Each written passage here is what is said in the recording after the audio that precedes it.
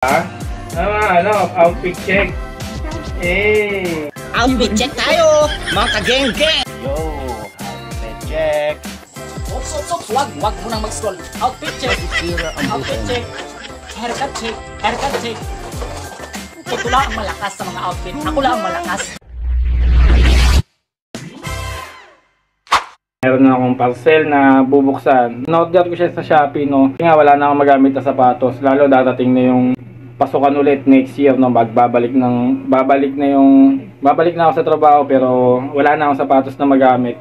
Napakamura lang din naman, no. So gusto ko lang din naman i-share yung binili kong sapatos.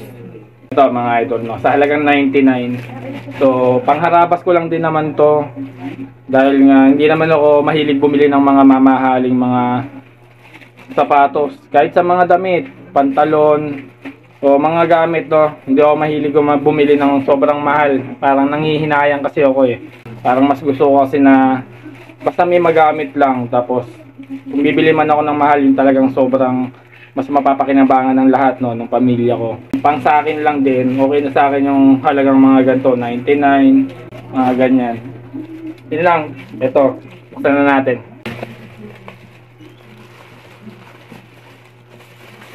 Ito na mi, 99. Size 43 yung inano ko, no, at kulay team. Kasi sa akin, Tommy, kasi 43 ito eh. Ayan, napakamura lang, no, hindi ko kailangan bumili ng napakamahal na mga gamit. Kasi nanghihinayang ako. Kasi taglit mo lang din gagamitin, minsan nasisira din agad, sayang yung pera. Panggamit ko lang din naman. Napakaganda niya, oh. Kahit sabihin mong 99 lang pero di ba, ang ganda. Pati yan, eh. Pagka malayuan, hindi halatang mura.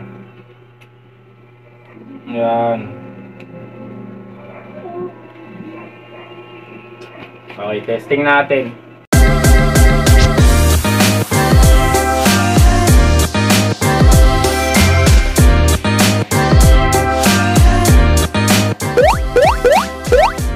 Guys,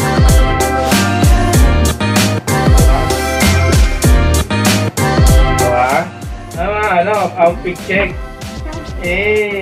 Outfit check tayo, mga ka-geng-geng! Yo, outfit check.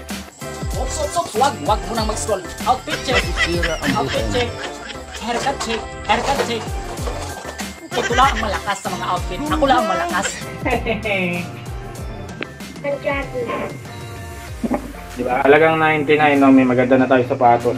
Yun lang mga idol, no. So may panggamit na ako sa dadating na pasukan ulit. So yun lang mga idol, at maraming salamat sa panonood ng aking video at pagsubaybay lagi ng mga videos ko. At syempre sa pag-comment at pag-share. Yun lang mga idol, at ingat lahat and God bless. God bless.